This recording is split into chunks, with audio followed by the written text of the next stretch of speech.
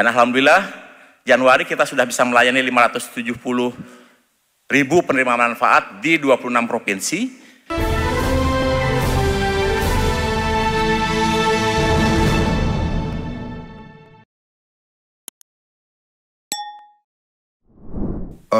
Masalah makan bergizi gratis menjadi masalah yang penting dan sering dibicarakan. Terima kasih Menteri Keuangan. Jadi karena masalah makan bergizi gratis menjadi masalah yang penting dan sering dibicarakan, saya minta Kepala Badan Gizi Nasional untuk menyampaikan paparan secara singkat, ya, sehingga jelas masalahnya. Dan pertanyaan silahkan nanti diajukan ke semua pemapar sehingga kita mengerti benar-benar keadaan yang berlaku. Silakan. Baik, terima kasih Pak Presiden. Assalamualaikum warahmatullahi wabarakatuh. Selamat siang, salam, Om Swastiastu, Namo Buddhaya, salam kebajikan. Yang terhormat Bapak Presiden Republik Indonesia, para Menko, para Menteri Kabinet Merah Putih, Kepala Badan, Wakil Menteri, Ketua Dewan Ekonomi Nasional, Gubernur BI, Ketua OJK, Ketua Komisi, Ketua LPS, para Dirut Bank Himbara, para Ibu Bapak sekalian dari asosiasi, Ikatan Keilmuan dan lain-lain yang tidak bisa saya sebutkan satu persatu. Izinkan saya memaparkan sedikit terkait dengan progres dari makan bergizi gratis yang merupakan program, salah satu program 8 hasil terbaik cepat dan nomor 1.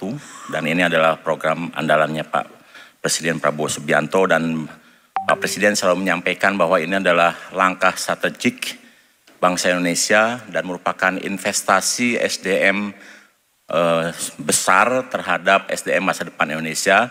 Dan kenapa demikian? Karena Indonesia masih tumbuh 6 orang per menit sampai sekarang, 3 juta per tahun, dan akan masih tumbuh mencapai 324 juta di tahun 2045.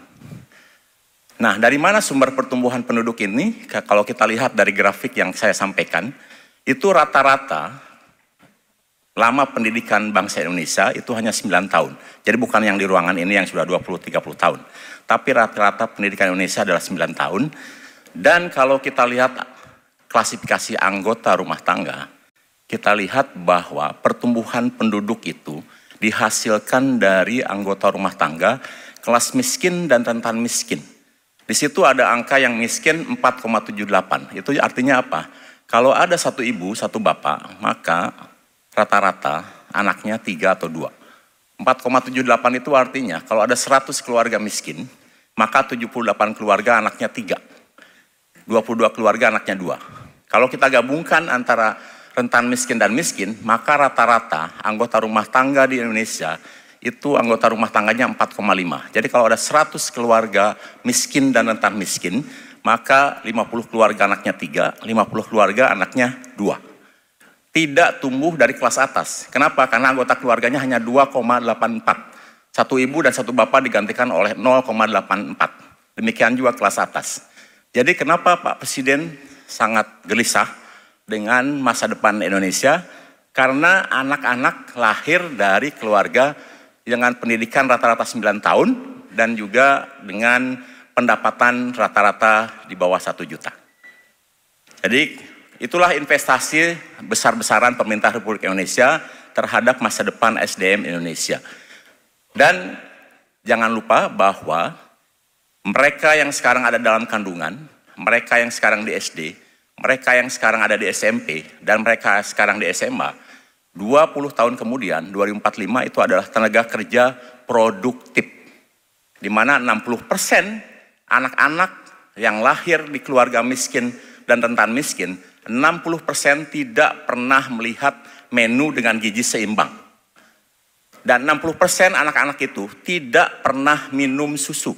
Bukan karena tidak tahu susu itu bermanfaat, tetapi mereka tidak mampu beli susu. Nah, kemudian kita akhirnya mengintervensi Kenapa dari ibu hamil sampai anak SMA? Karena ada 2 titik pertumbuhan yang penting di dalam pertumbuhan anak, yaitu 1000 hari pertama, itu untuk mencegah stunting, dan kemudian kita juga harus intervensi ketika anak tumbuh dari umur 8 sampai 18 tahun. Itu untuk menghasilkan fisik yang optimal. Jadi yang kita harapkan dengan program ini nanti, anak pintar karena 1000 hari pertama diintervensi oleh gizi seimbang. Oleh sebab itu maka kita intervensi ibu hamil, ibu menyusui dan anak balita, dan kita kirim makanannya ke rumah. Jadi langsung ke rumah masing-masing. Sementara anak sekolah, dari mulai PAUD sampai SMA, termasuk pesantren atau santri dan sekolah keagamaan lainnya, kita kirim ke rumah masing-masing. Dan total penerima manfaatnya akan mencapai 82,9 juta. Karena setiap tahun di Indonesia ada sekitar 5 juta yang hamil. Kemudian ada 5 juta santri, jadi total 82,9 juta.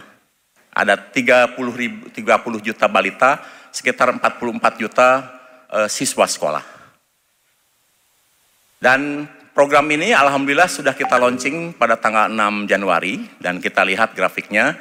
Jadi kita sudah mulai roll out program ini 6 Januari dengan 190 satuan pelayanan pemenuhan gizi. Jadi kita tidak sebut dapur, karena dalam satuan pelayanan itu ada 3 fungsi yang kita laksanakan. Pertama adalah masak-memasak, untuk memberikan makanan kepada ibu hamil, ibu menyusui, anak balita, dan anak sekolah. Yang kedua untuk menjadi pertemuan antara pembeli, yaitu badan gizi, dengan penjual, produsen lokal. Dan yang ketiga, di setiap satuan pelayanan ada ahli gizi. Jadi bagi anak-anak dan ibu hamil diberikan makanan yang dengan gizi seimbang, tetapi bagi mereka yang tidak menerima manfaat akan dilayani melalui konsultasi gizi di satuan pelayanan tersebut. Nah, satuan pelayanan ini akan utamanya sekarang adalah melayani 3.000 penerima manfaat di setiap satu titik. Kalau di Jawa itu 1 desa, kalau di luar Jawa mungkin 3-4 desa. Dan satu satuan pelayanan akan menerima uang setiap tahun antara 8 sampai 10 miliar. Dan 85%-nya digunakan untuk membeli bahan baku, dan 95% bahan baku itu bersumber dari produk pertanian. Dan alhamdulillah Januari kita sudah bisa melayani 570.000 penerima manfaat di 26 provinsi.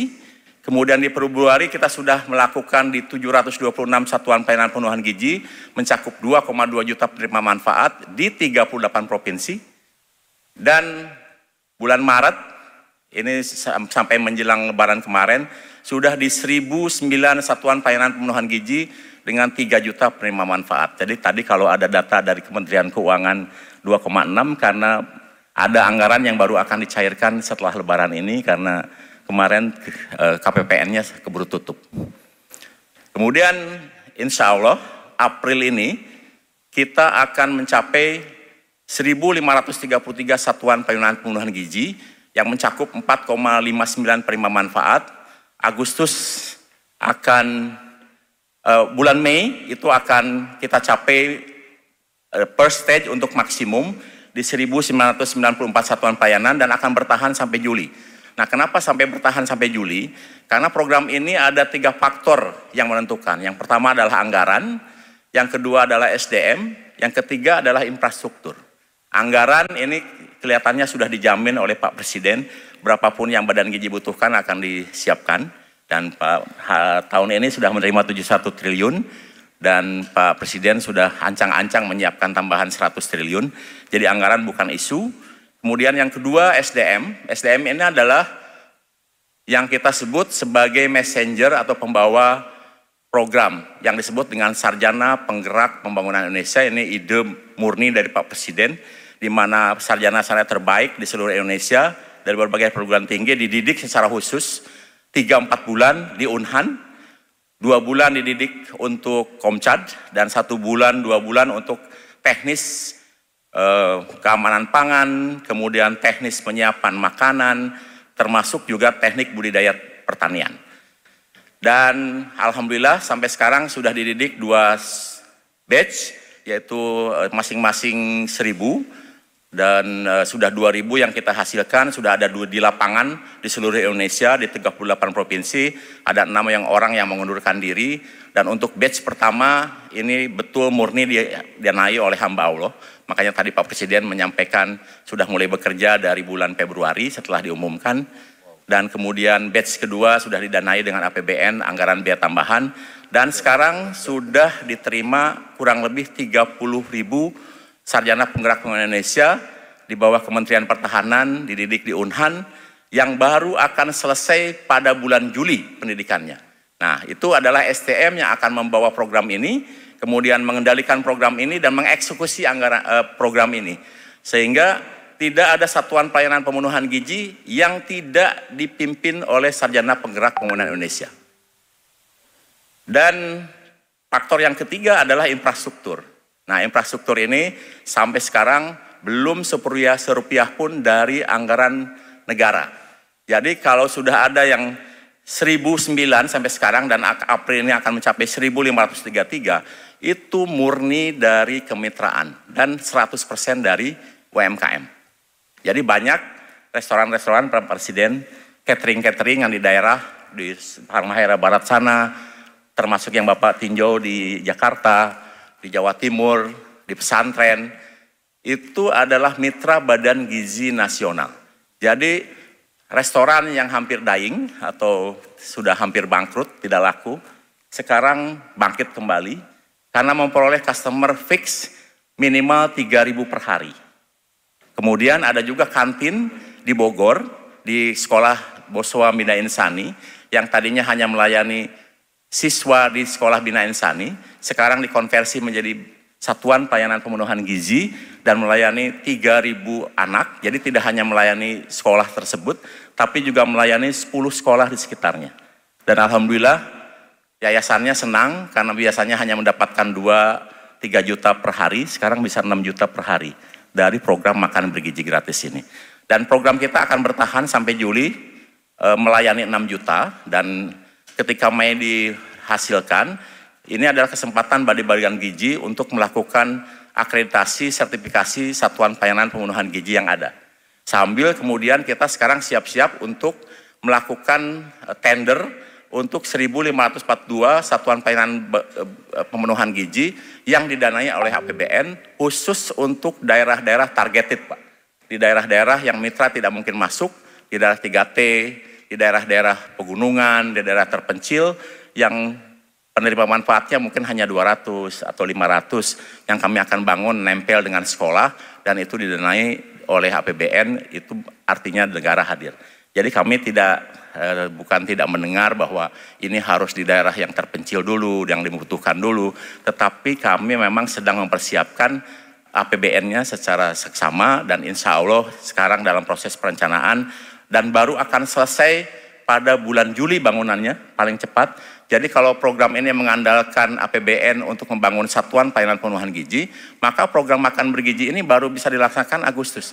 Tapi alhamdulillah dengan pola kemitraan, sekarang itu banyak sekali mitra-mitra kita di catering, di yang food and beverage, banyak restoran yang dikonversi menjadi satuan pelayanan pembunuhan gizi. Akhirnya program ini bisa jauh lebih cepat.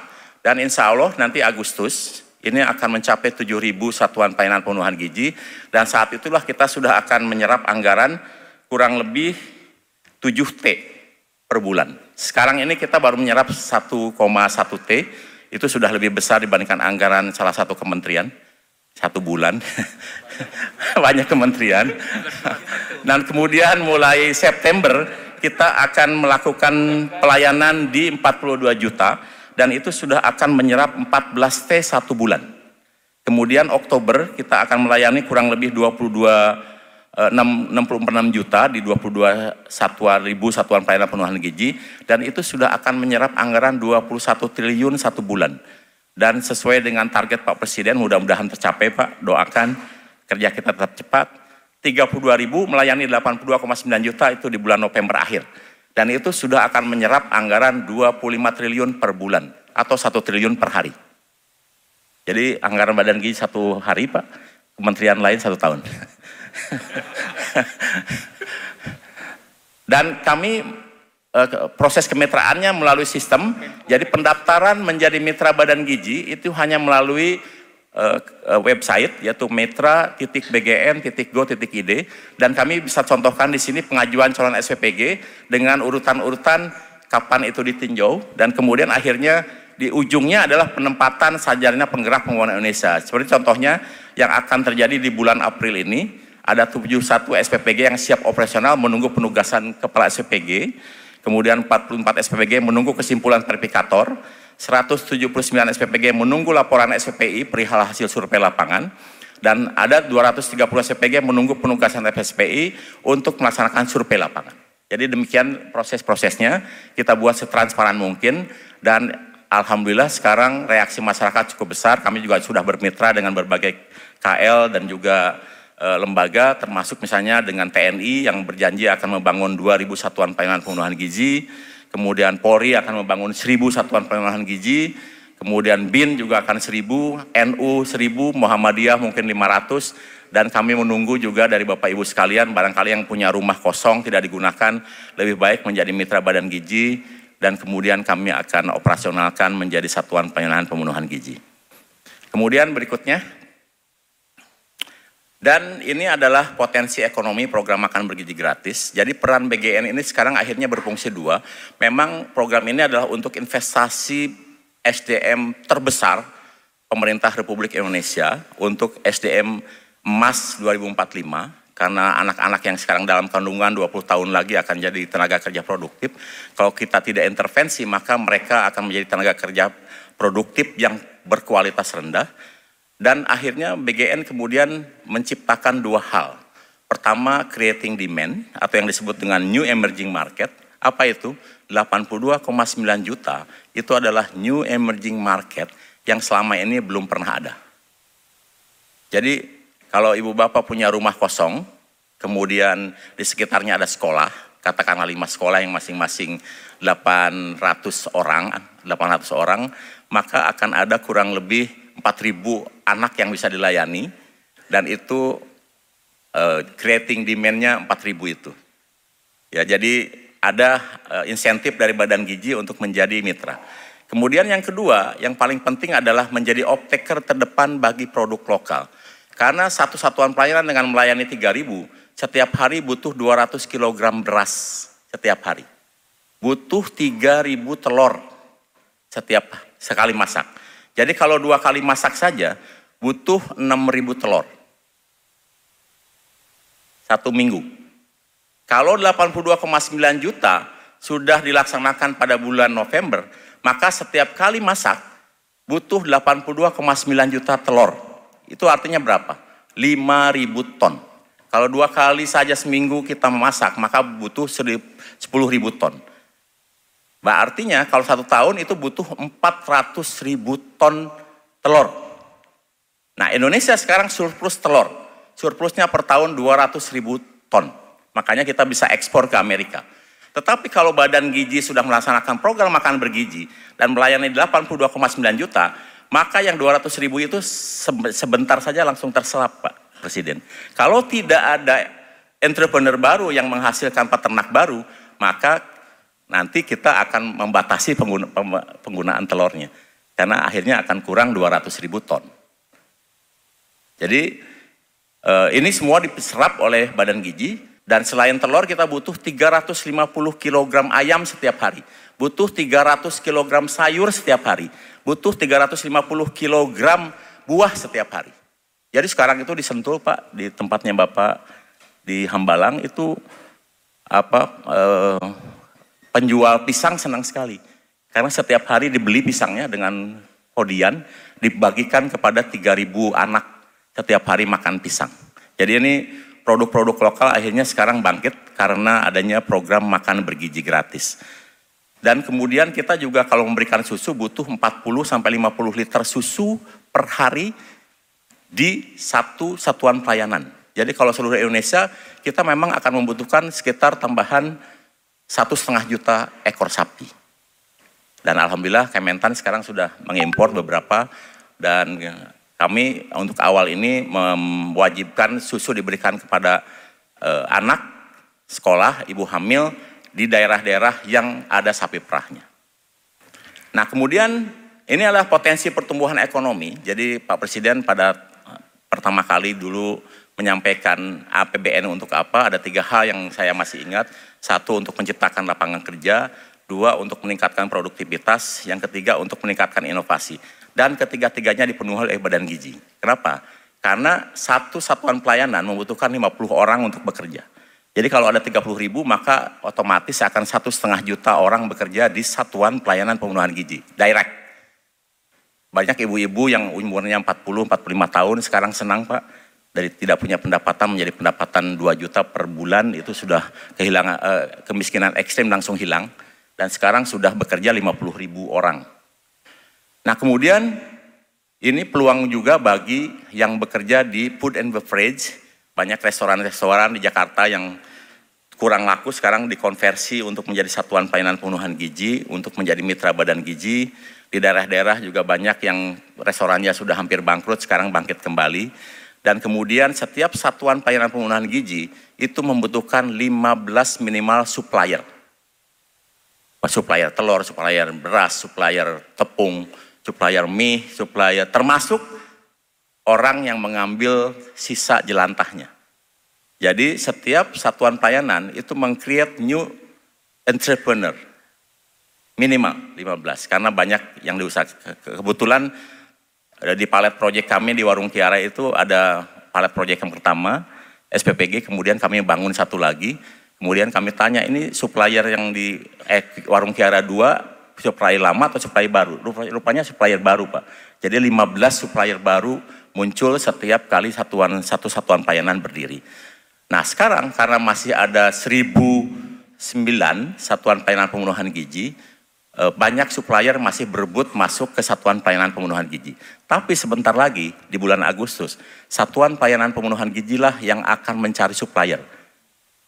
Jadi kalau tidak diikuti dengan peningkatan produktivitas wilayah, di mana kita setiap hari butuh 300 kg sayur, maka suatu hari mungkin butuh waktu untuk mendorong orang agar bisa menanam sayur lebih intens. Jadi saya perkirakan ketika program ini sudah jalan, tidak akan ada lagi pekarangan yang nganggur, termasuk di perkotaan, seperti idenya Pak Presiden, mungkin akan ada vertical farming, karena setiap hari butuh 300 kg sayur.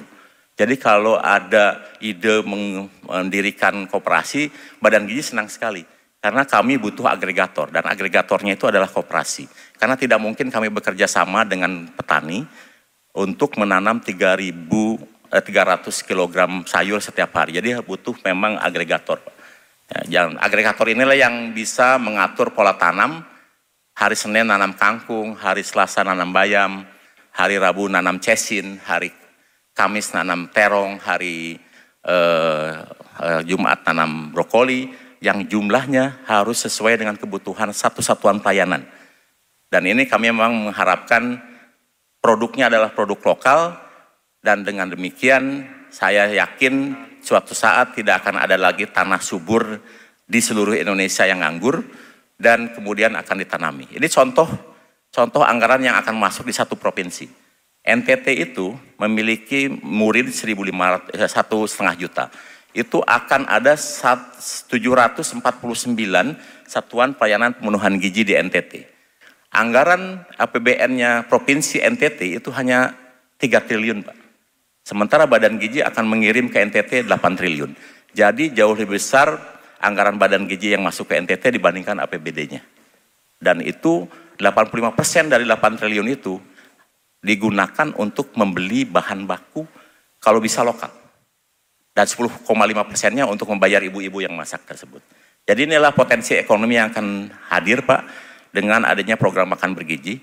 Kalau 82,9 juta sudah bisa kita laksanakan, maka Badan Gizi akan mendisperse 1,2 triliun per hari. Dan ini adalah potensi ekonomi yang cukup besar untuk tumbuhnya new entrepreneur di berbagai wilayah di Indonesia. Terima kasih. Wassalamualaikum warahmatullahi wabarakatuh. Selamat siang, salam, Om Swastiastu, Namo Buddhaya, salam kebajikan.